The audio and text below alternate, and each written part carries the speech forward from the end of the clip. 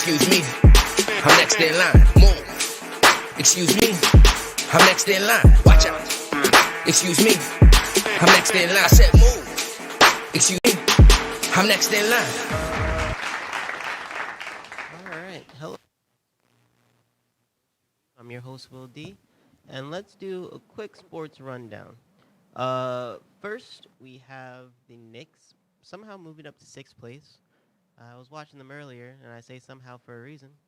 But I guess they're competitive in the East. And as being a Knicks fan, I'll take a win however we get it, right? As far as the Nets, they're still number 2. Nothing changed there. Now, baseball is where things don't make any sense whatsoever. The Yankees are last in their division. More so, what makes me angry is the Red Sox aren't first. That math don't add up. But then, where it gets crazy, the Mets are winning their division. That's a thing. The Mets are winning at all. Who did they give COVID to? Because this don't make no sense. Right? Like, how does that make any sense? Nah, this is... I think something happened when I call it shenanigans. It don't make no sense. The Mets are winning. The Yanks are last. All is wrong in New York right now when it comes to baseball. Or maybe it's just kind of a thing where, like, if the Knicks win, the other orange and blue team has to. I don't know how this works. I'm not used to the Knicks winning. Like, this just doesn't... Something's just weird with New York sports right now. So, yeah. Other than that, we were going to catch up on some WrestleMania talk. Because last Sunday we were talking about Night 1. So this week we're going to talk about Night 2, right? And a couple of interesting things happened. First off, Randy Orton's match with The Fiend was dumb, right? It was dumb. I think the only interesting thing about it really was the conclusion, because Alexa Bliss involved herself in the match and it doesn't make any sense, right? Like, you're just like, wait a second, why would you help Orton like that? So that match was pretty meh. But then we have Nia Jax, Shayna Baszler versus Natalya and Tamina, and I think for the most part, we got what we wanted from this, right? We saw Natalya, get her butt beaten through most of the match, and yes, that is what we want. And we saw Tamina get to actually square off with Nia Jax, which I think you can't go wrong, right? And aren't they, like, kind of sort of cousins? Right? Like, I thought they were cousins. I mean, I don't know what she's been eating lately, but Tamina looks better than ever. In ring, also just in general, just very attractive. But I really hope they give her a good singles run. She doesn't need to be in a team with Natalya. I know they're both kind of like aging out of active wrestling, so I think they should give Tamina a legitimate run at the title. Whether or not she wins it, throw that up in the air. But give her shine for like 2 months or so, 2-3 months before she has to exit. Where she makes a really strong run for the title. Heck, even if she wins it for just one night, like they did, what's his face with the Intercontinental Championship, Zack Ryder. He got it for like a night, like 10 years later after he won it, and it was like, okay, whatever, he got it. Or like how they treated Johnny Gargano for pretty much the entirety of his NXT career until recently. Win it at the major event, lose it the very next Wednesday. Like, where we do that at? But yeah, so great. Kevin Owens fought Sami Zayn. Really didn't need that. Again. Look, I know there are some rivalries that are just like, you want to see it forever, right? Like Stone Cold and The Rock. They knew when to stop. You know what I'm saying? Triple H doesn't know when to stop. And we realize this. I think he had to stop the last time he thought he can get in the ring as DX. But, yeah, no. Kevin Owens and Sami Zayn was great when they were NXT. It was great beforehand. They've just done this same storyline too many times. And it really just felt like, okay, they didn't have much of a story for either of them, so they went to something that just kind of, let's rely on this friendship that hasn't been much of a friendship for the last 5-6 years anyway, right? The best part about that match was also at the very end, because it was after the match. that Logan Paul took a stunner. Right? I mean, really doesn't affect anything, doesn't really mean anything. It was just kind of like, hey, I know that guy. He got hurt. Great. So that was the best we can get out of that. Sheamus fighting Riddle was a good match, but I'm very happy that they changed the title over to Sheamus. Sheamus has had a really good run recently, competing for the championship.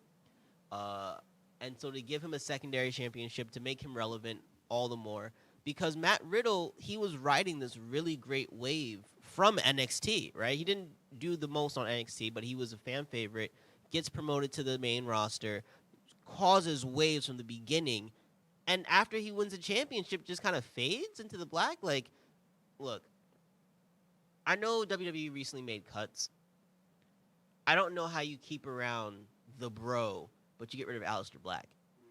That just doesn't make any sense. If we're talking in-ring talent, and don't get me wrong, I like the bro's in-ring talent. I'm not so much big on the surfer character guy who doesn't wear shoes. But Aleister Black is probably one of the best wrestlers they've had. There's a reason why he was the number one wrestler on NXT, and you unnecessarily made him lose the title and brought him up. And then you get rid of him because his girl is a little too smutty. That's literally the whole thing. Like, she wanted to be a little more risque, and WWE was kind of like, we haven't quite gotten back to the bra and panties matches of the 90s. Because they had bra and panties matches in the 90s. Like, who are they to judge anyone? But yeah. And then he just follows behind her. I mean, no sense. Him and Ricochet had a great tag team. They broke that up for no reason to do nothing with Ricochet. Like, and Ricochet is amazing. So, I don't know what they're doing there, but at least Matt Riddle is no longer a champion. They brought relevance back to the United States Championship, and maybe Sheamus can do something with it to make people actually care about it again. Because Riddle just couldn't carry it. And whether it was him or whether it was creative, they just didn't know what to do with Riddle's character and that championship. I think he defended it maybe 3 times, and the rivalries just were not really there. And they had a great gimmick. They could have just continued the gimmick with AJ Styles. Like, you're new to this, you don't deserve this, and have a whole bunch of vets say, it's my time now. I would have preferred that sort of, like, I don't care how many vets did that, right? But, like, utilize that. Utilize some of those random Royal Rumbles they had to have people fight for his title. They've done more with the Intercontinental Championship with 2 people for 3 months than Matt Riddle has the entire time he's had the damn thing. This whole storyline back and forth with Big E and Apollo Crews had more development behind it than anything Matt Riddle has done since winning the title from AJ Styles. Think about that. And we know how tired we are of the Apollo Crews and Big E storyline at this point because they've done so much with it over the last 3 months. But finally, at Mania, Apollo Crews won back the title that he lost months ago. Look, I love Big E. I like him in ring now. He's definitely developed more skills. He doesn't have a lot of different movesets. He doesn't need to. He's a big dude. He's big. He's powerful. He's athletic. Add a little speed. Hit him with a spear. Hit him with a dominator. That's all he needs. It works for Bobby Lashley, right? so I don't see why Big E can't do it too. But without the New Day, a lot of his character doesn't really work, right? We fell in love with Big E not as the big, broody, bad man that he was when he first came in as an enforcer. We fell in love with the bubbly Big E. And then when he has to be the champion, he can't be that same character unless he's with the New Day, right? Because they have that bromance thing going on. I love Big E. I like him as a champion personally, but with this particular storyline, I didn't want to see bad Big E go against bad Apollo Crews. So with the Crews taking the title, okay then. The thing about this match was they were bringing it up as this African drum match. Anybody else actually hear drums or see African people playing drums and couldn't hear it over the crowd or something? Like, that just was nonsense. Next, is it just me? But we all know Apollo Crews is actually Nigerian, right? Like, when he came in to NXT, where he should have won the NXT championship, I must add, he did the whole storyline, on his run for the NXT title, talking about his family, his culture, his past. So he really is Nigerian. So why does his accent sound so fake? Can anybody else, like, is it just me? His accent sounds so forced, and don't get me wrong, right? Like, my cousins are Jamaican. They definitely sound American most of the time, and then out of nowhere, when they start speaking in patois, like, yeah, like, okay, their Jamaican accent comes out, but it sounds natural. It sounds like they're back from the home country. This dude sounds like if I was trying to be Nigerian. And I'm like, but you're really Nigerian. Like, why do you not sound it? It hurts. It hurts my soul every time he forces the stuff out. I don't know if Nigerian people actually find what he's doing offensive, if they love it. I'm not of the community. I would love to get your reaction because in my eyes, I'm like, are they pushing these boundaries again? Because I love when they do, but I just don't want to hear that this gets cut like we the people for the Republicans. You know what I'm saying? So, but hopefully this run works. I also don't think it makes much sense that he has the biggest guy from an, debunked group as his secondary. If we learned anything from AJ Styles and Omos, is that the big guy is probably the one who should be the champion. I'm just saying. I'm not even gonna go with the betray route. I don't even think it's gonna that. I think he's gonna Apollo Crews is gonna overstep his bounds, right? They're gonna be over egotistical, and this big guy's gonna be like, "How dare you yell at me like that?" and then spank him. But yeah, so that was that conclusion. Apollo Crews United States Championship, great. The next match, I love both wrestlers, but the conclusion really irks me, right? Asuka fought Rhea Ripley. I don't know why they let Asuka carry the championship but never win a Mania. Right? They always use her to put someone else over, and maybe that's just because that's how awesome of a person Asuka is, where it doesn't bother her. But to me, it's very disrespectful, and I hate that. Right? And it's nothing against Rhea Ripley becoming women's champion. Although she just walked in the door, bro. Like, she won her championship, lost her title, goes on a vacation, comes back, and wins a title? Well, how many women who are actively wrestling, putting in that work for weeks? You tell me Rhea Ripley comes in at the next event, wins the number one contendership, fine. But she walked in title match for Mania because you didn't give Asuka a storyline and then take away the title from Asuka? Unless Asuka was asking for a break, this is just wrong on every level. And no, it's not even anything about Charlotte Flair, right? This is literally just because Triple H wants to push Rhea Ripley. And don't get me, Rhea Ripley is a good wrestler. Rhea Ripley was a great NXT champion. Rhea Ripley is probably going to do awesome as a champion here. But the timing of it is all wrong. The same way that amazing run, not from this year's Royal Rumble, but last year's Royal Rumble, right? Where everyone thought she or Shayna should have won it, and when Charlotte got it, everybody was pissed, right? That's how you develop Bianca's amazing run to this women's championship. Rhea Ripley deserved something on almost the same scale. And I say almost because to do what they did with Bianca Belair, the way that she rose into this stardom and to this title is just, it's a rarity, right? Rhea Ripley already has such an appeal that all she would need is, like, let's have one random tag team match on Raw with the champion, right? And then in the match, the champion betrays her, and now she's, like, on a quest for the title. That's all you need for Rhea Ripley, right? But give her a whole, like, thing about it. You made her the villain against the Empress of Tomorrow, and then gave her the title. There wasn't even much of a storyline developed except for that one Raw where, like, she turned on her in a tag team match, and we all saw it coming from when the match was scheduled. That's garbage. Rhea Ripley deserves better, and Asuka deserves a lot more than that. Unless, of course, this was Asuka saying, hey, look, I did you the favor. When Homegirl got pregnant, I need a break, right? I need to chill with Kairi Sane in the back and, like, sip on some stuff in a crazy nice place. Then, by all means. But I don't know all the behind the scenes. As a fan, this just comes as wrong. But last but not least is probably, to me, the most surprising, upsetting, but understandable match of them all. When Roman Reigns beats Daniel Bryan and Edge.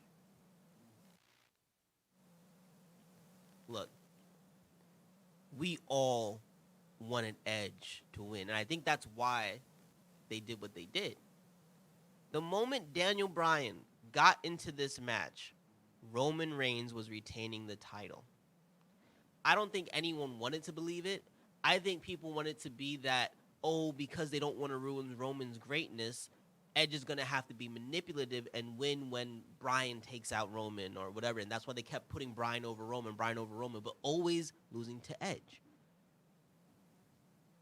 In true fashion, Roman really cemented his dominance at Mania. And I think the post-show reaction of that final footage of Roman atop both of their bodies in ring, that was great. If you're not a fan of the conclusion, if you're not if your favorite didn't win, whether it be Bryan or Edge, that moment right there where Roman has both of them beneath him, there is no way you cannot acknowledge the tribal chief. That was a great moment. Cinematically, this is going to be one of those things when 20 years from now, whether it be on Peacock, their own network, whatever the case may be, when they look back and they document great moments in wrestling history, that moment is going to be there. That one singular moment. Whether or not people talk about the match, but they're going to talk about that moment when they talk about Roman Reigns, because Roman Reigns is going to be a Hall of Famer, whether you like him or not. What he's done from his time in the Shield into what he's done since learning how to speak on the mic, and now as a champion, a multi-time champion, a Grand Slam champion. This is going to be that moment we all remember. That was just a great piece of just footage. Whoever the camera guy was, the director, everything, you put it together. That was great production. The match itself had a couple of flimsy moments, don't get me wrong, but it was a good match. You know things get messy in a triple threat. Timing can be thrown off, stuff like that. I mean, it means that they're selling, and they're selling hard. I'm so glad we didn't see a moment where Edge and Reigns speared Bryan together, although I kind of wanted it to happen. I just knew somebody would get too hurt doing it. But I really wanted them to do it just because he didn't belong in the match at all, right? But I hope Edge gets to complete his journey to the championship at some point before he retires of his own free will, not because of injury. On that note, we're going to go to our first commercial break, and when we come back, the shows that...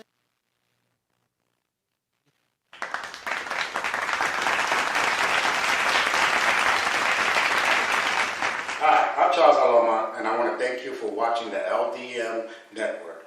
For more information on this show or any other show, please go to www.ldmnetwork.net. Again, that's www.ldmnetwork.net.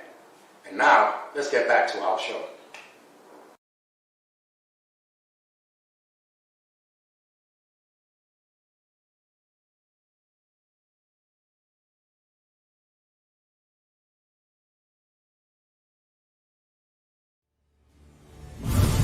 As mighty armies clash in a struggle for total domination, the scales can be tipped by one man who has the courage to confront his fate and make a choice that will decide the fate of the world.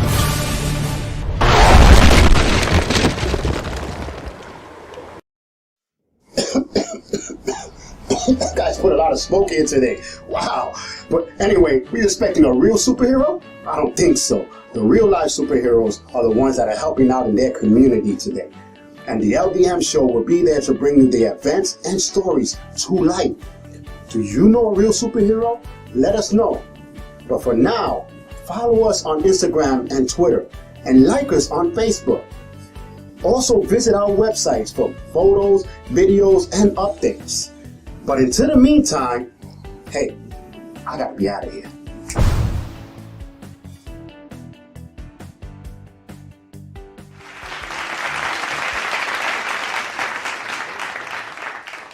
And And there are a couple different things going on in the news and such.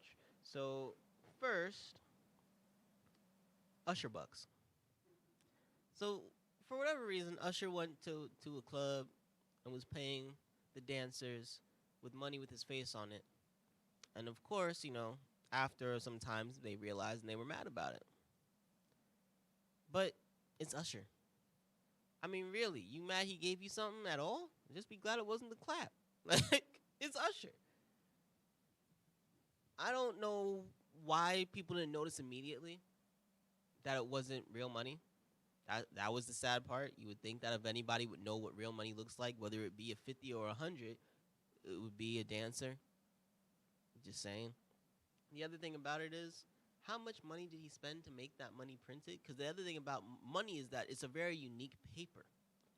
So you should know that it's not money from how it feels unless he paid for it to get printed like real money. Now that, honestly, at that point, I'm impressed. I can't even be mad about it. I'm just impressed. But lastly, he's a celebrity, right? Celebrities go to places like this all the time and are the only people who don't pay a cent anyway, right? The people who can afford to pay mad money don't pay any, right? Free VIP, free bottle service, this and that, just because their presence attracts enough people to come in and actually pay. So essentially, the way I see it is, whether the dancers are mad, you got a souvenir from Usher that's limited edition. One of those dollars could probably sell for more than how much it actually says written on it that you thought you were gonna get, right? A $50 Usher buck might be worth 500 actual USD just because it is a limited time memorabilia from Usher himself. Think about it. Turn this into profit. This is how you only ended up dancing and not owning the club. Take that next step and make a business move, girls. You're stupid. And Usher, man, you ain't broke. Stop acting like it. Stop bringing Monopoly money to some real places. Either get yourself free on the books officially or pay with USD. Stop it. You too grown for this. I don't even know why I have to say that. Sad. Next, this is good news for Charles. Possibly. J-Lo and A-Rod broke up. She called him. She says, yeah, supposedly their people are both saying, yeah, they figured they're just better off as friends. Whatever. I don't know what the ups and downs, whatever. Like, I honestly forgot that they were even a thing. Their relationship was so low key, despite being two high, like, valued celebrities. Whatever. But yeah, that made the news. So that happened. For those who care, that's the thing. J-Lo's back on the market for everybody who's thirsty. Yeah. I still thought he was with this white model chick. I don't know. A-Rod just, yeah. Saw there was a release of $1 million Yeezys. Look. True, false, real, fake, not quite $1 million, just over $1,000. If you are paying more than $100 for sneakers, I question your judgment. Sneakers were originally meant to be athletics wear, right? Stuff that you're going to run through, burn through, put holes in. They are often called tennis shoes when translated directly from other languages because that's what they were for. It just never make any sense to me. You want to talk about like classy footwear costing $200 made out of like some crazy leather nonsense, fine, whatever. I'm not paying for it, but at least it kind of sort of makes sense, right? Sneakers?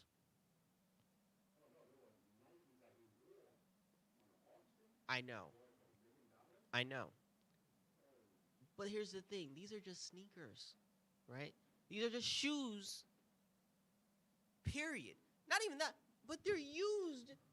They're used shoes going for $1 million. But this does relate to the Usher story. You see, Kanye had something, right? He had some shoes. Somebody saw that it was Kanye's and was able to, buy it for $1 million. You got Usher bucks. Given to you from Usher. Now, maybe Usher ain't Kanye, but he's big in the black community. turn that $5 Usher buck into $50 USD. The same way that somebody took Kanye's shoes and turned it into $1 million. Some damn sneakers. I can't believe that. People, there are morning shows, usually for the moms, stuff like The View or such, where they hold segments on how you can dress exactly the same as a celebrity within a reasonable rainbow budget. There's no reason to spend $1 million on Kanye shoes. I bet if you walked up to Kanye and asked him for some shoes that he didn't care about, he would give them to you. Especially if you're from Chicago, he'd give them to you free. But he would give them to you for under $1,000. Just because he don't want the shoes anymore. And he'll use $1,000 to feed some children in Chicago. Dude went to an auction, bought $1 million worth of Kanye's old feet sweat. Think about that. And if you tell me Kanye don't sweat, talk to his divorce lawyer.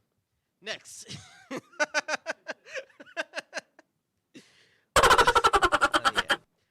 So Prince Philip died,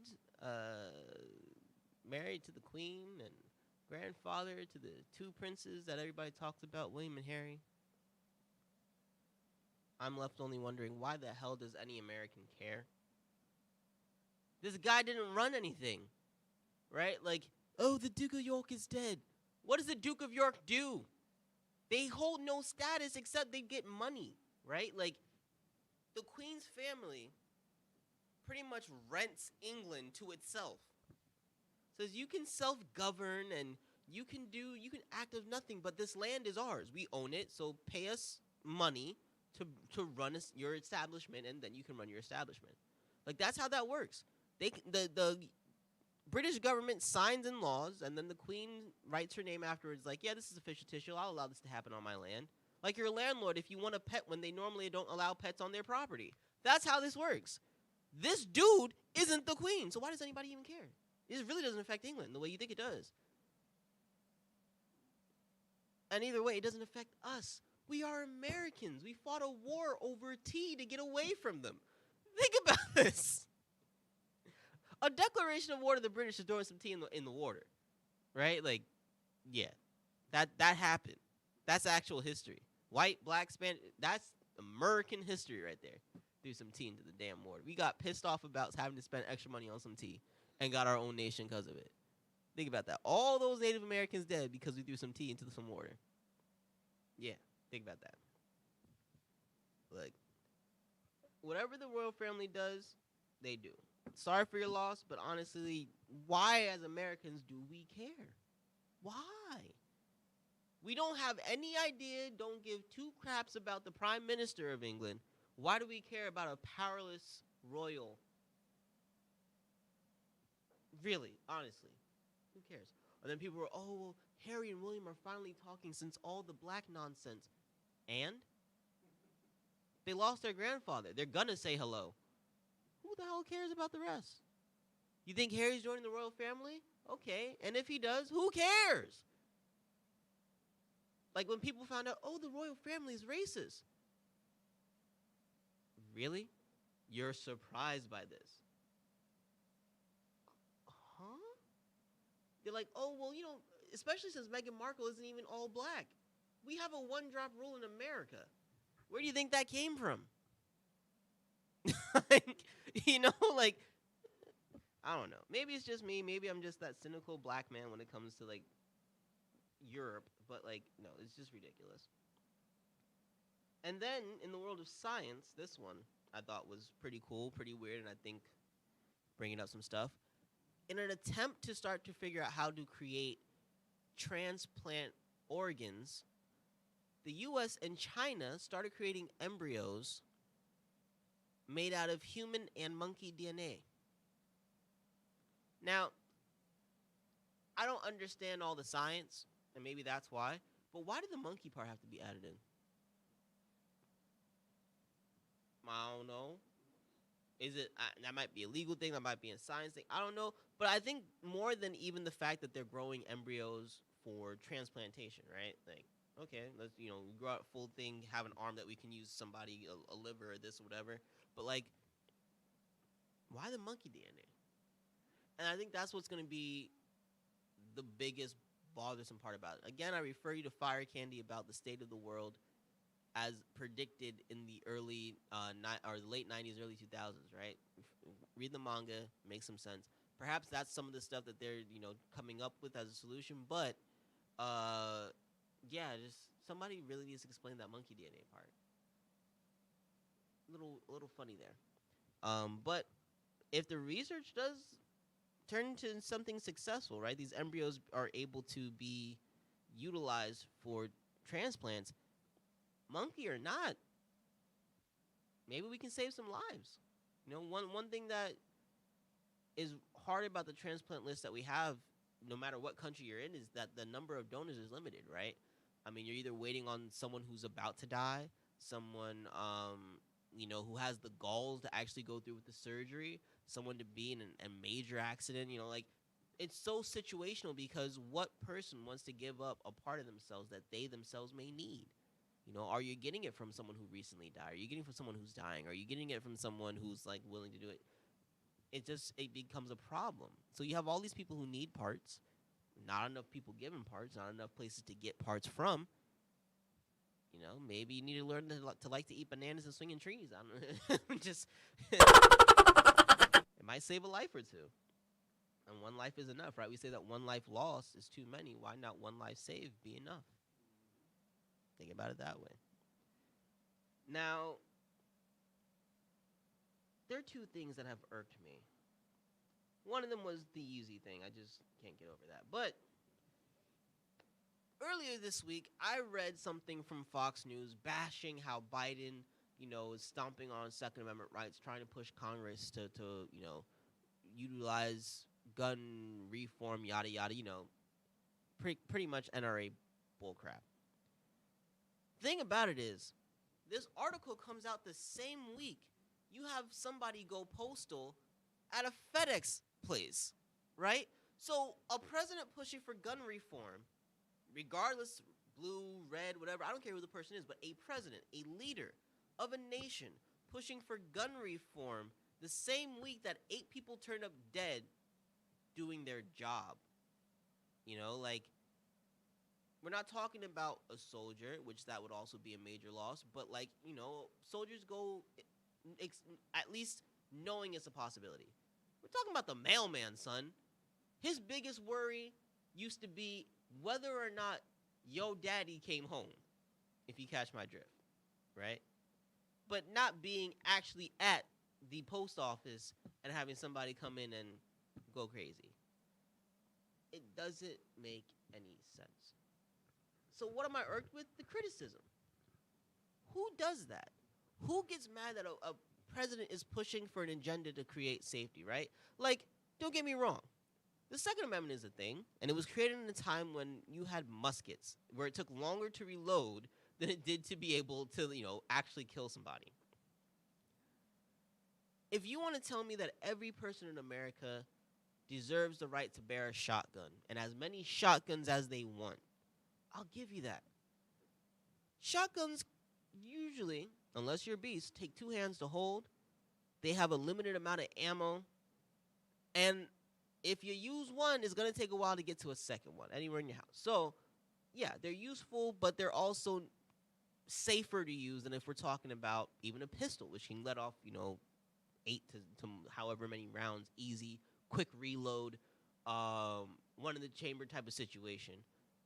Then from there, automatic weapons. You get what I'm saying? We're not talking about like a hunting rifle or anything like that. Rifles, shotguns, all that good stuff. The bigger guns, the limited ammo guns, hunting guns. I'll give you that, right? And even there, instead of restricting how many you can own or what kind of bullets, whatever, but just the idea that every state should have a background check. Right? That we're not just giving weapons to people who've had histories of mental illness or anger management problems or, Lord knows what else has led to these people committing the acts that they did. I mean, you had someone go and kill 20 school kids in Connecticut. Kids, children. who maybe they do schoolyard nonsense to each other, but like, has any of them really done anything worthwhile to be murdered for? Think about this. So someone's out there who's leading a nation trying to protect all people, saying maybe we should at least implement some sort of system where we can reduce the amount of people with access to dangerous weapons, which doesn't sound crazy to me. But, that's like a country saying you can only carry one sword instead of two, essentially. You know what I'm saying? Not to say you can't have a sword. It's just like we should restrict who's capable of getting these weapons. And you get criticized for it, but in the same week that somebody went and killed innocent people with a weapon. And I know a lot of, NRA people say guns don't kill people. You're right. Guns don't kill people. Guns are tools. Bullets are smaller tools used by the bigger tool. And that's why we need to be more selective about who gets what and how many. Because people with tools are dangerous, right? Someone with a hammer can kill someone. Someone with a knife can kill someone. Someone with a baseball bat can kill someone. All of them are tools. We shouldn't say no to tools. No, we need that for building, for sports, for this, for that. They all serve a purpose. But we do need to be selective about who gets what tool, right? We give knives to chefs. We don't give more than 4-foot-inch knives to the average person. What would you need a knife larger than a box cutter for? You have a box cutter literally for the name to cut boxes, right? So what do you need an AK-47 for? What do you need that for? Are you a soldier? No. So why are you mad that someone was be like, we shouldn't have automatic weaponry given out to the public? And you're like, you're infringing on our rights. Bro, no one said no shotgun. No one said no musket, right? And that's a gun with a sword. Y'all are ridiculous. Whether or not the law passes, whether or not you want to argue state or federal right, to criticize a president trying to protect the safety of their citizens should never be a thing. Never.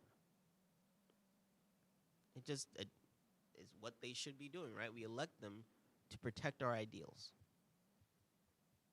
That really irked me. And in general, Fox News, you guys have literally admitted to falsifying stories. So your opinion on most stuff should just be just thrown out the window, all right?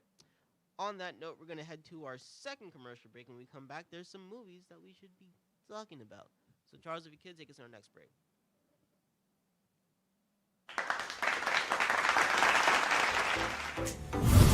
As mighty armies clash in a struggle for total domination, the scales can be tipped by one man who has the courage to confront his fate and make a choice that will decide the fate of the world.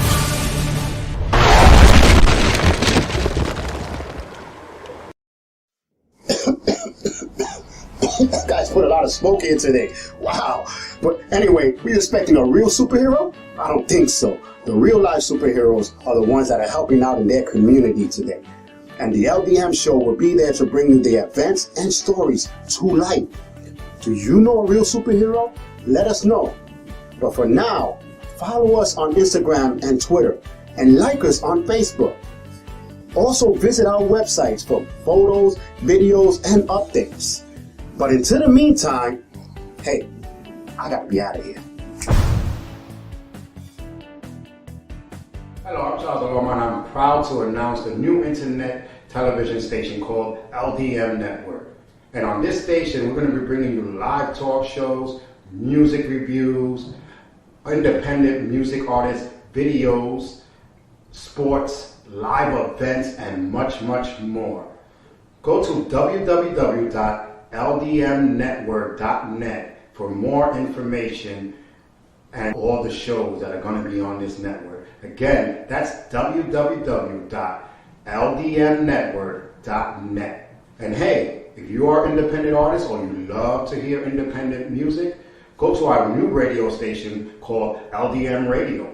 Go to www.ldmradio.com For more information on where to listen or submit your music,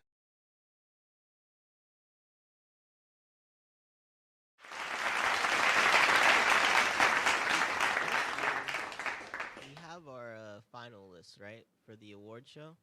So from this point forward, if you're submitting into the LDM radio, your independent song, you're going to be competing for next year's awards, the 2022 awards, right? I'm getting my years right.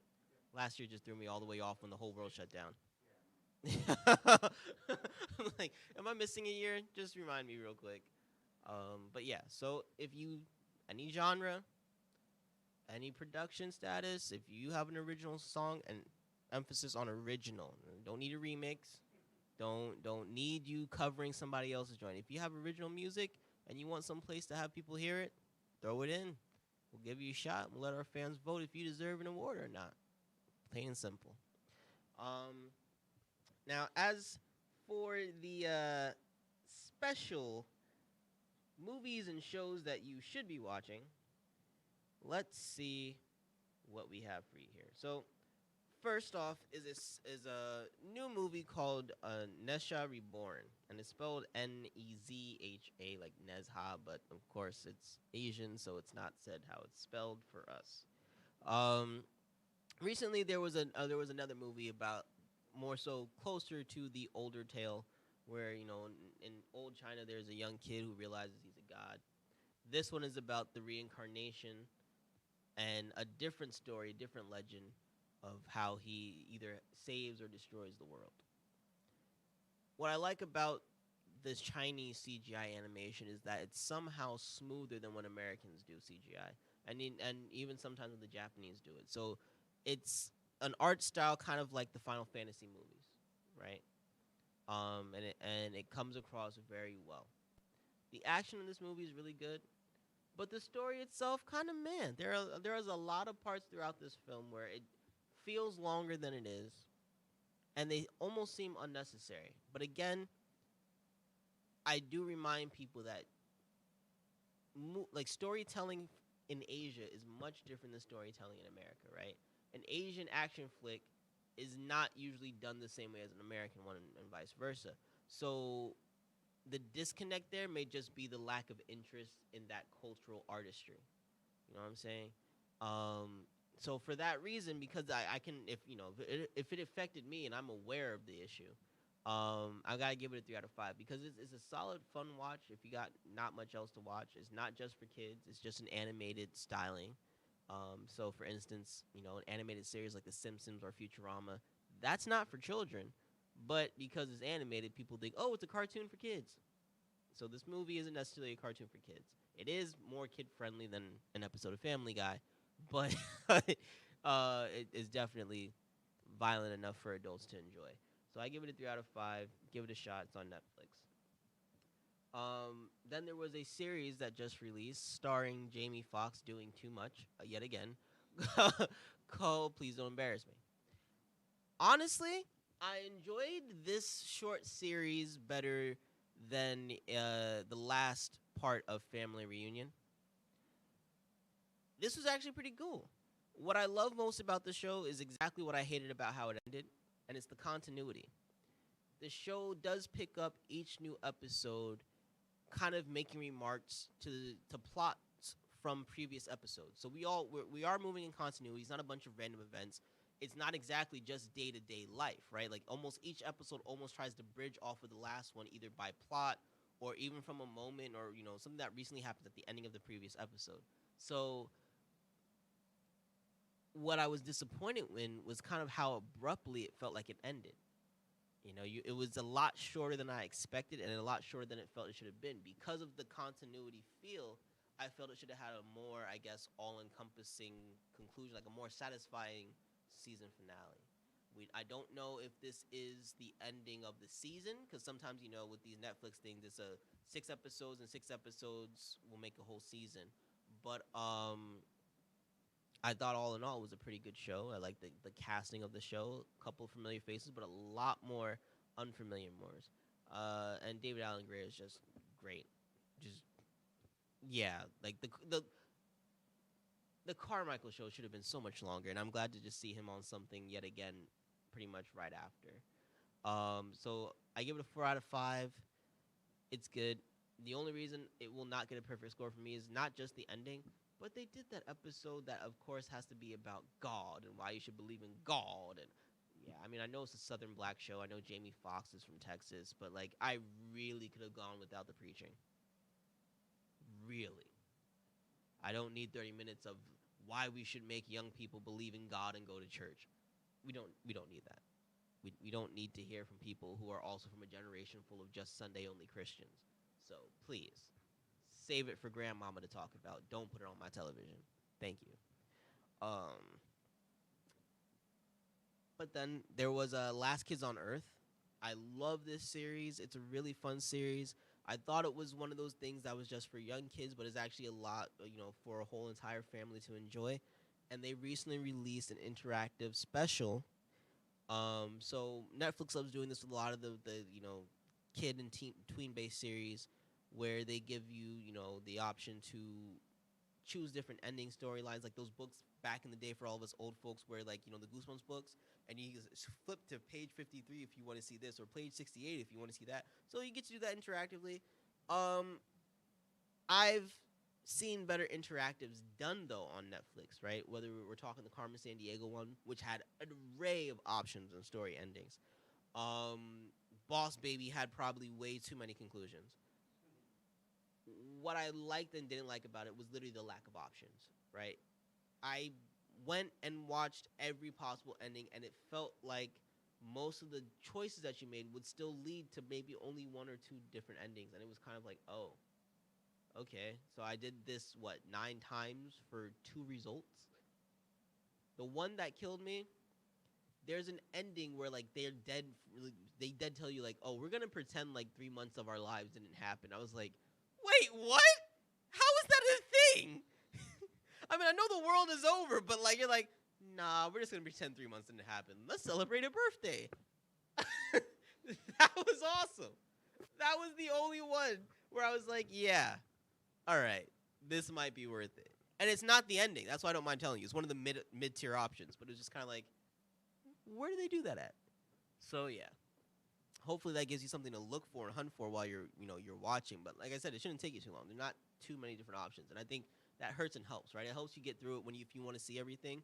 But at the same time, you're like, I just wasted mad time for no reason. So, I got to give it a 3 out of 5 due to the lack of options. But all in all, is it another fun episode? Yes, it's a fun episode. It's not like a full-length movie.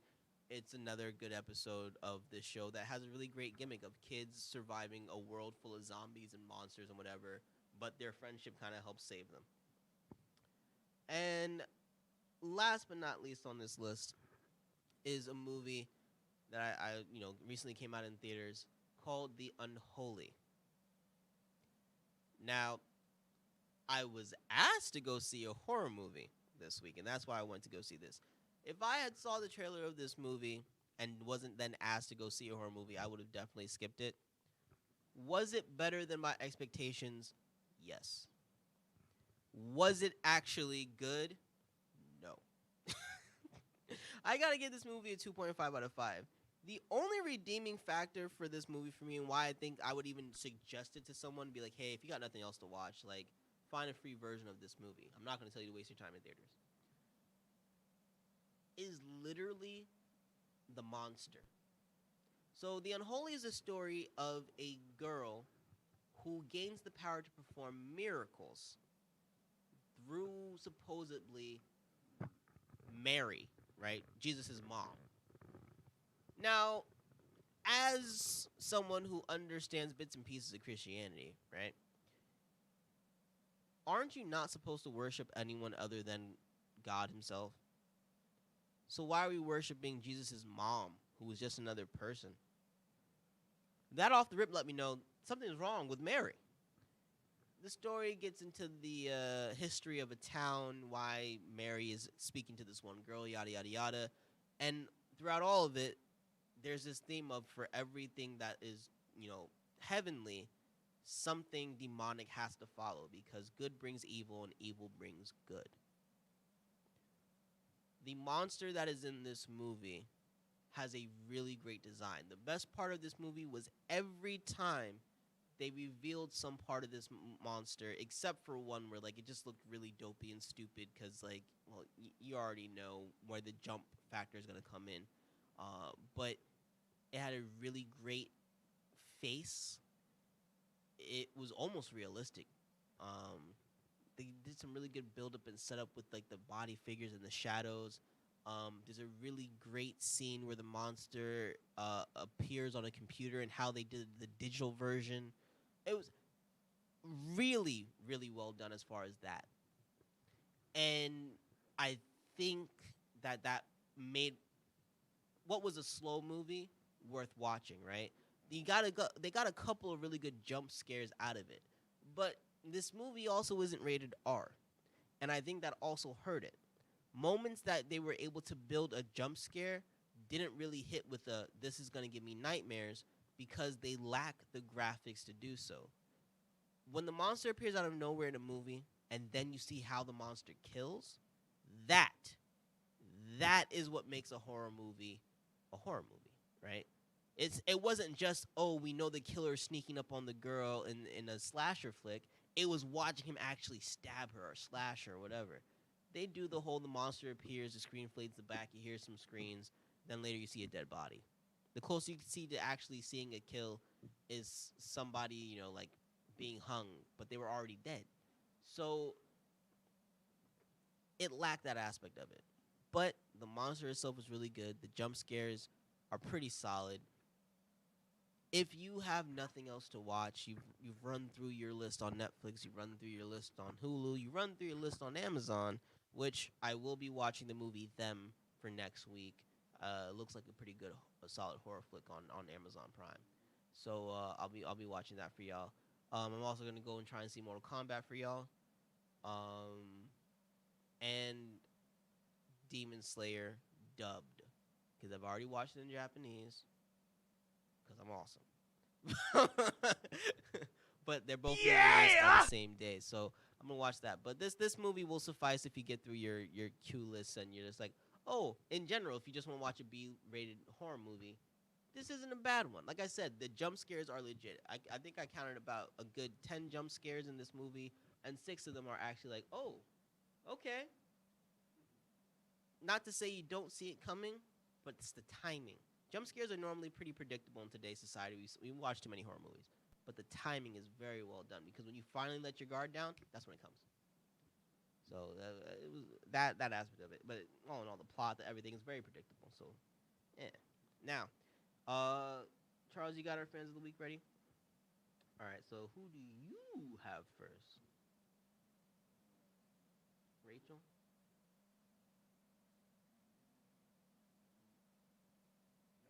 Nope. So that's Rachel. She's actually a fan of ours all the way from India. And just a really dope young woman. Wish you all the best. Thank you very much for all the support. Next, we have someone who's been with us on XY101, Romaine. Shout out to the homie over there. Hopefully you join us again on the panel on that soon. So thank you for being a great fan and a future panelist. And then last but not least is our picture of the week. And I just had a really long week. And this was the start of my week. So essentially, Monday, I walk into work and I have to detain a guy for an arrest. The cops are coming. He's trying to break out. We got to hold him down because he assaulted some people. What a mess, right? I'm talking 7:30 in the morning, haven't had my coffee, and have to deal with this bull crap. While this guy's trying to kick and punch us and run away. Yeah, nonsense. From there, they asked me to be the guy to check on the building's rooftop, so now I'm running around the entire roof while being sore from military training the days, the weekend before that. So now my legs are burning, I'm sore everywhere, I'm tired. No coffee yet, because I had to deal with that arrest first thing in the morning. Doing all that, had to medicate a bunch of patients in the hospital, and they don't want to get medicated sometimes, so now you got to wrestle with them. It gets complicated, gets messy, very long day. And after being so sore and dealing with all this nonsense, Middle of the day, I'm like, you know what? I deserve a treat. I called the place that I go to for a massage. I'm not gonna plug the name so Charles doesn't have to, charge him. But called them. They said, fine, whatever. I go in for a massage. And somewhere in the massage, the girl comes. She goes from rubbing my back, to rubbing my legs, to rubbing my butt, then my back, then back to my butt. My legs just kept going back to my butt. And every time she would just spend a little. You know when someone spends just a little too much time on your butt when you're getting a massage. I don't know how many of y'all get massage like that, but they're gonna rub your butt, right? Your glutes need a rub down when your whole body is tense. My whole body was stiff, right? I was walking like that. But yeah, she spent a little too much time. Then at the very end of it, right? Sometimes you get a pat on the back to let them, they say, okay, all done on your leg. I've even had the double pat, on the butt before. No problem. That's where the towel is, so they don't want to touch you anymore. That's pretty much what they're telling you. They smack you on the butt. This girl did a whole, on my butt. I'm like, what's going on? And then she's like, oh, then, I'm like, when did my day turn into this? I went from this entire day of painful agony to some Chinese girl smacking my butt. And honestly, as silly as it was, it made the whole day better. But it was just so ridiculous. And then I get home, and I just get the news yeah, so you got to give $200 to your tax person. I'm just like, oh, this one little highlight completely crushed by the loss of $200. That was my Monday. And the rest of the week just kind of dragged on just the same until Friday, where I got to relax just a little bit. But yeah, so I figured I would share this with you. If you had a long week, if you had a bad week, if you're dreading your next week, just compare your tomorrow with the start of my last week. It doesn't get more annoying than that. So I hope you start your week off just right. I hope you ended your weekend just right. And I will catch all you folks next time.